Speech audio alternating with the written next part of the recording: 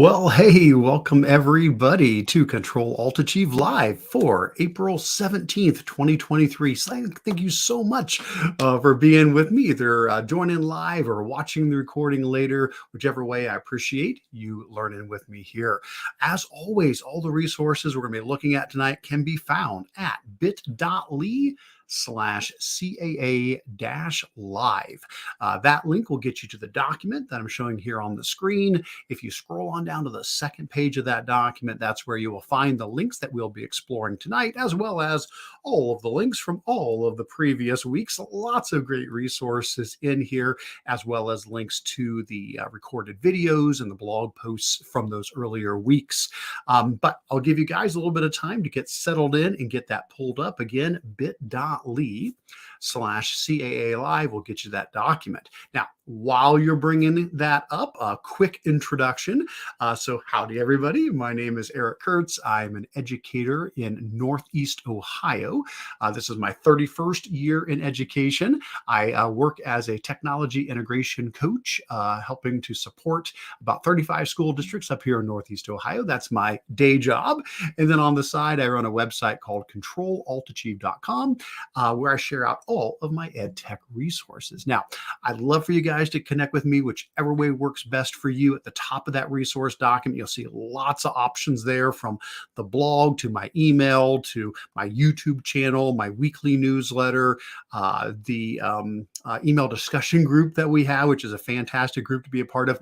Whatever works well for you, please feel free to connect with me through those different options there. And as far as upcoming sessions, I do have some travel coming up this next week. So it's going to actually be 2 weeks before I am back for a traditional Monday evening live stream, actually heading down to Austin, Texas. Going to be head down to Austin later this week for the Texas Library Association Conference. I've never been to this conference before. First time being there. I'm really excited to get to present several sessions for them. Looks like it's going to be a really, really big conference with a lot of awesome stuff going on. Plus, hey, it's in Austin. So I'm going to take a couple extra days. And while I'm down there to do some hiking and exploring and taking in the wonderful opportunities down there in Austin. So I will not be doing a live stream next Monday because of that. So 2 weeks from now, May 1st, we'll have our next one. But the links are there for you, so you can already get that on your calendar and ready for that one. Now, I would love to hear from you guys as well tonight. And so please do leave feedback all throughout the session. Probably the easiest way is just to put something in the chat from whatever service you're watching this on. And I see a lot of folks are already doing that. So this is wonderful. I see a hello from Peggy. As always, so nice to have you here, Peggy. Jessica saying hello from Georgia. That's fantastic. We've got Anna from Columbia. We've got Karen saying hi from Indiana. This is wonderful. Of course, Peggy saying hi from Arizona. That's wonderful. We've got another Columbia. So thank you, Frederico. And let's see. Oh, and Eileen is here as well from Pennsylvania. This is great. That's wonderful. Oh, and Peggy said she has heard about the conference, the Texas Library Association conference as well. I'm really looking forward to that. All right, fantastic. Well, again, thank you guys so much for being here tonight. Please continue in the chat to ask questions, to share resources, anything that you would like to chat about. I'll do my best to keep an eye on that on my other screen here, and hopefully be able to reply to those. But please chat amongst yourselves as well throughout the session. It's wonderful to have everybody here. And of course, you can always leave comments in this document as well as through the Google form that I've linked in. All right, well, enough of all that housekeeping. Hopefully that gave everybody plenty of time to get settled in and get things pulled up and get ready to go. Let's get on into our links for tonight. So I'm going to go ahead and we'll just turn off our little banner there and make this fill up the full screen so we can see this nice and well. All right, so we're going to scroll on down to page 2 of our document, where we have a mixture of links from around the web and anything new from my blog over this last week. For the around the web links, we've got 3 that we're going to be taking a look at here tonight. All right, well, let's go ahead and get started with our first one, which sounds really exciting. Tax simulations. No, but really it is. It's a good thing. So what we've got here are some free interactive simulations to teach high school students about taxes. Now, this makes really good sense. As of the date that I'm doing this live, it's April 17th. So we just had tax day here in the US. And so I think taxes are definitely on a lot of folks' minds. And I know that growing up, that was not a topic that we really covered a lot. Now, of course, I went to high school quite a long time ago, way back in the early 80s. And I think we have a lot more, support for getting that sort of, content into our high school curriculums. But that's a really important skill for our students to have. So this is a website that comes from a combination of TurboTax and EverFi. The two of them came together and built these modules. They cover things like how to file your taxes, and taxes for students, and taxes for families, and taxes if you're doing some gig work. All these different things that could apply to a young adult. Each simulation, they're pretty short. They're like 5 to 10 minutes for some of them, 15 to 20 for some other ones. And they walk them through doing all of these actual tax these tax activities. So let's go ahead and bring up the website and take a quick look at it. So I'm going to head on over to the website, bring that up there. Here it comes. Awesome. And when you get to the website, you do not have to sign in. It's again totally free. You don't have to sign in. You don't have to sign up. You can just come here and click and just get right on into it. So what you're going to notice is they're going to have the first module that they want you to go through on filing your taxes. And then that unlocks the rest of the modules here that you can get into after that. And we won't obviously go through any of this in any great detail, but I'll go ahead and pop it up just so you can see what this looks like. It probably does have audio, so I might have to. Taxes are taken from your. There we go. I'll pause the audio. Otherwise, they'll be talking over me, or I'll be talking over it. And so basically, this is your module that pops up, and you can start working. Your Medicare and Social Security. I just continue to pause that audio in case that you'll need to find up there as we go. I'm just going to skip through these first couple. Your employer will send you things here. There are and then again, we can learn about different ways that we can file. And so we've got online different options. there are here tax for filing. And eventually, your friend Carlos needs to file his taxes. Eventually, we get to a spot where we're able to actually start filling out after creating an account some information here. And so it walks us through what is needed to file your taxes, and it takes you step by step through all of that. Now, after you've completed the first one, which obviously I only just dabbled a little bit into, but then that opens up the other ones. Such as we have a simulation here on tax credits for families, taxes if you're a gig worker, which understandably a lot of folks, that would absolutely apply to your situation.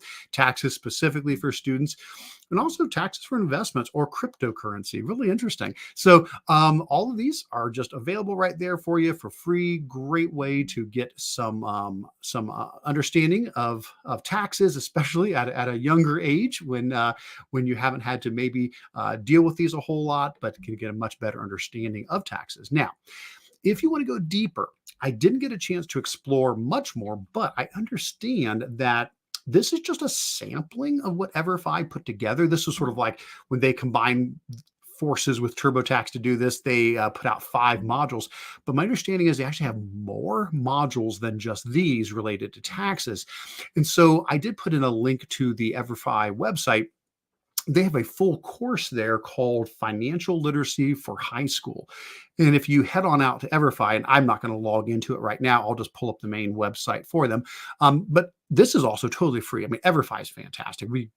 I'm surprised. I probably have had them in one of my newsletters at some point or at some time, but I know I haven't included them in the links of the week since I've been doing this as a live stream. Wonderful site. totally free for K-12, and it covers lots of financial type content for students. And so they do have a full course, again, called Financial Literacy for High School, and that builds upon what you're getting here in just these first 5 modules that they have there. All right. Well, anyway, I know I'm glad that tax season is over. I'm happy for that, but I'm also really glad to see that we have resources like this that can help prepare our students and get them ready for what they will have to do themselves now or soon with taxes. All right, good stuff. Well, seeing a little activity in the chat there. Peggy's saying this is a great age for students to be learning about taxes. I agree. And Peggy says she wished she had that when she was growing up, but I agree. I really didn't. That was something I really had to learn much later in life. And that would have been great to have a better understanding when I was younger about that. Anna saying, love the idea about learning about taxes. Jessica saying, this might be good for some adults to go through too. I absolutely agree with that. I think we could all benefit from it. So that's great. And Karen saying schools are often criticized for not doing more toward teaching about taxes. And this tool exists for, yeah, absolutely. It's awesome. It's fantastic. Great for everybody to take advantage of that. All right, good stuff. Well, let's go ahead and clear up those tabs and we will move on to our next resource for the week. And this is a website called OLogy. All right, so OLogy is from the American Museum of Natural History. And what this is a free science website, not necessarily tied to a specific grade level. I'd say a lot of the stuff I saw here seemed to skew elementary and middle school, but I saw some content that went all the way up through high school. So really, this is a K-12 site. You'll just have to kind of explore around and see what fits your grade level best.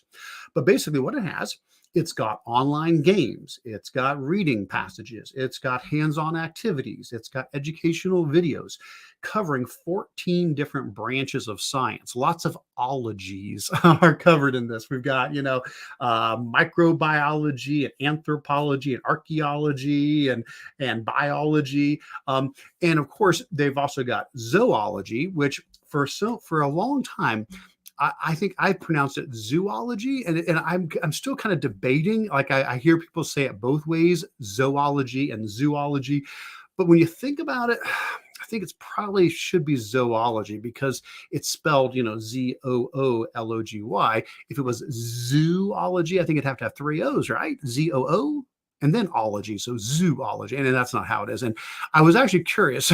Actually, when on a chat GPT, and I asked, I said, "Are there any words that have 3 O's in a row?" And it said no, there are not. So I do think it is zoology. Nevertheless, a little bit of a tangent there, but as I was exploring the site, those are some of the things that came to my mind. Well, let's jump on over to the site and take a quick look at it. So again, this is OLogy from the American Museum of Natural History. When you get to the site, probably the easiest way to navigate around is either by using the menu at the top to go into some of the main categories or some of the main subject areas, or you can also grab those off of the main page here.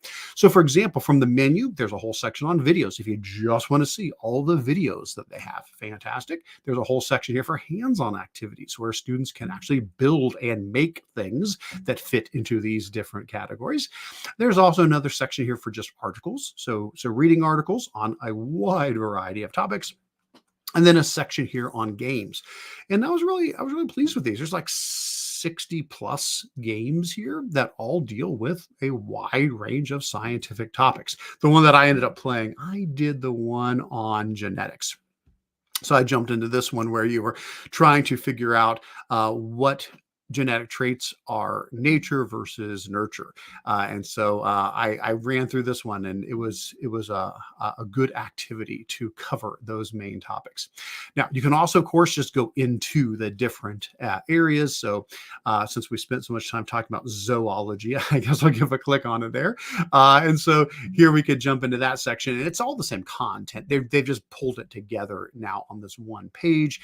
So you're going to see all of the different, the games and the reading and everything all there together. You can also go to the educators section over here on the left, and this gives you a little bit more information from a teacher point of view, and they also pull some things together that are more grade level specific. So if you're looking for things that are more specifically kindergarten or grade 1 or grade 2 or so on, they pulled some of these out a little bit more specifically. But again, they do have stuff that goes all the way up through high school, so you're just going to have to explore a little bit around there. But anyway, American Museum of Natural History, great place to begin with. And the OLogy website, really nice resource to pull from all throughout the year if you're a science teacher and looking for some things to supplement the content that you're already working through as it is. Good stuff. All right, excellent. All right, well, let's go ahead and move on to our third and final link from around the web. And so for our last one here, this is a website of interactive math called Visnos. And I was a math teacher, so I always have a soft spot in my heart for anything math related. So I'm always excited to see math sites that just really let you get in and experiment with things and poke a stick at it and try to see mathematical concepts in more of a concrete way. And so that's what this site's all about. It's free interactive math activities. It covers a wide range of topics. You've got things from addition and subtraction to angles and measurement and time and multiplication and division and more. And I know a lot of things I'm mentioning sound more elementary, but the way they've designed these activities is there's a lot of stretch in these. You can take any one of these activities and keep it really simple, or you can get it more complicated. So I'll show you what I mean by that. So let's head on over to the site, Visnos Interactive Math. And when you get there, here are the activities that you can explore. And again, like I said, we've got a wide variety of things here, but just as a simple example to show you sort of the idea here, let's just grab one on angles over here. So if I launch this activity on angles, what I'm going to show you again is what I was mentioning, how you can kind of stretch this. You can go a long way with these. You can keep it very simple, or you can ramp them up. So in a case like this, it could be just as simple as, okay, we want to have the students identify what kind of an angle is this? Is it an acute angle? Is it an obtuse angle?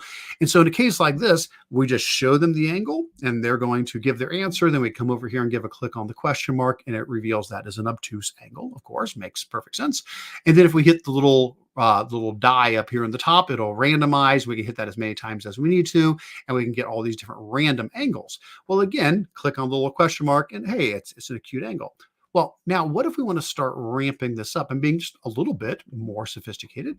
Well, for example, we can drop in a protractor here. And so we can add a protractor to this and we come over here and decide, do we want to show the answers, or do we want the students to have to figure that out? So I can say, let's hide all of the answers so that when we randomize this now, we do not know what the actual measure of the angle is. And so now we're going to spend some time actually measuring our angle. So we've got to know how to line up the protractor properly to get it onto the vertex, to get this to line up properly here. I'll have to do a little bit of adjustment to get it pretty close there. I think I'm in the ballpark.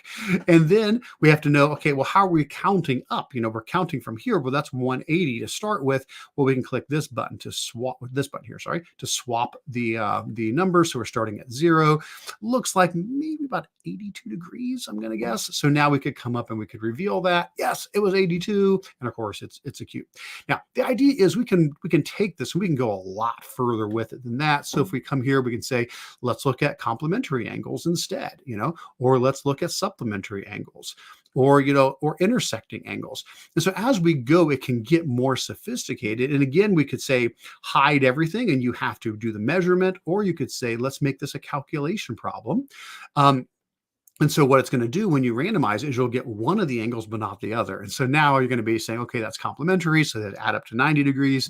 So we're looking at 23, presumably. And let's see. Yes, that is 23. So I guess the point of what I'm saying is I love tools like this where you're not just put on a path and you must do it exactly, the way it's set up. It's like a sandbox. You can just play around with it and you can, get more sophisticated. We can even have, more angles in here. We have 6 angles that are all complementary, or 6 angles that are or however many we want to be supplementary, and so on and so on. And so a lot of things we can adjust here to be able to really explore with these different activities. So anyway, came across those recently and thought that would be fantastic to share this with you guys and get this on your radar. That is Visnos Interactive Math. Good stuff. All right, seeing some great comments pop up in the chat. Peggy saying, what a great site. It was new to her. Cannot wait to explore. And Eileen saying she can't wait to check out OLogy for her science class. Love it, love it, love it. And then Karen saying, thank you for sharing about OLogy and Visnos. I try to provide a variety of tools to all the teachers in my building, and science and math tools are sometimes hard to find. Yeah. And it's so nice to come across these tools that are, of course, free for us to use, which is fantastic. All right. Well, that brings us to what's new from my blog. Okay. So I only had one thing. It was a bit of an odd week. I unfortunately was kind of down for a couple of days. I don't know, allergies, sinuses, some kind of thing. So I was not quite as productive this last week as I was hoping to.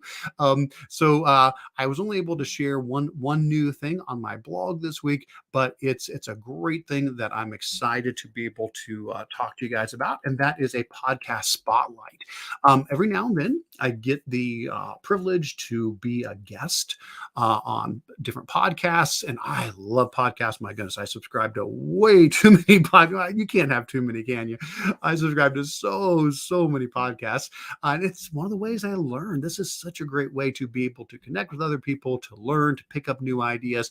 Well, I had never had a chance to yet be on EdVentures in tech, but I did get that opportunity. The guys who run this, Andrew and Dan, I met up at NiceGate up in New York a couple years back. And they're such nice guys, really neat educators. Unfortunately, Dan wasn't available for this episode, but John filled in, and John was fantastic. So Andrew and John were the two that had me on.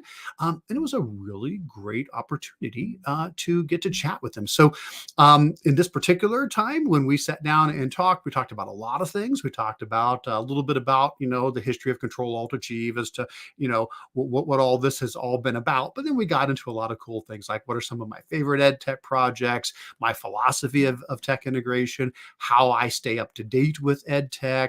Of course, we talked about AI. You have to talk about artificial intelligence nowadays. So the challenges and the benefits of artificial intelligence, a lot of neat things in that discussion. So first of all, I would certainly just like to thank them for having me on. It was a real pleasure, but I'd love to point you guys to that episode. So you can, from my blog post, you can listen to it right there, or you can head over to the episode page that they have specifically for it, and you can listen to it on that page as well. Well, beyond that, though, there were some things I shared during the episode that if it's easier for you to get to those things, I did put in some links to some things that I talked about. So these are some of the things I mentioned in the episode. And so if while you're listening to it, if you're like, oh, I want to check that out, I did put those links in here as well. But beyond that, I definitely also want to just encourage you to connect with the podcast in general. If you're looking for another solid educational technology podcast, this is a great one. You can head out to their website, learn more about them. And if you want to see some of the ones, we'll just pull up like the Spotify page of their podcast. If you want to see how prolific they are, this was episode 46. That's fantastic. If you start going back, you see they've had so many amazing people. They just had Casey Bell on, Dave Burgess was on just a while ago, Matt Miller, wonderful people. Jake Miller, awesome. Yeah, just on and on down the line. So many amazing people. So if you're looking for some great EdTech conversations, this would be another good podcast to put into your rotation. So again, big thanks to the guys for having me on. I was recently a guest on another podcast that hasn't gone live yet. So probably within the next week or so, I should have another podcast spotlight for a totally different podcast that I had a chance to be on. But for now, I just wanted to mention the EdVentures in Tech podcast.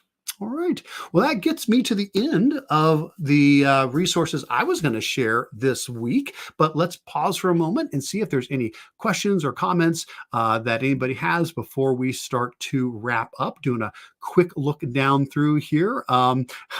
Peggy mentioning she has the same trouble I do. Too many podcasts, but loves listening to them all. And Eileen says it sounds like a great podcast to subscribe to, and I agree. All right. Well, good stuff. Well, folks, if you do have any more questions or comments, feel free to add those in. But while we are wrapping up, I first of all, again, just want to thank you so much for popping in for a little bit with me tonight and getting a chance to learn with you. As always, you can get to these resources at bit.ly/CAA-live. Keep in mind, next week, I will be traveling, and so we do not have a live episode next week, but May 1st, we'll be back together for another live stream, and I look forward to learning with you then. Other than that, thanks again so much, everybody. Have a wonderful, wonderful week. Take care, and I'll talk to you again soon. Bye, everybody.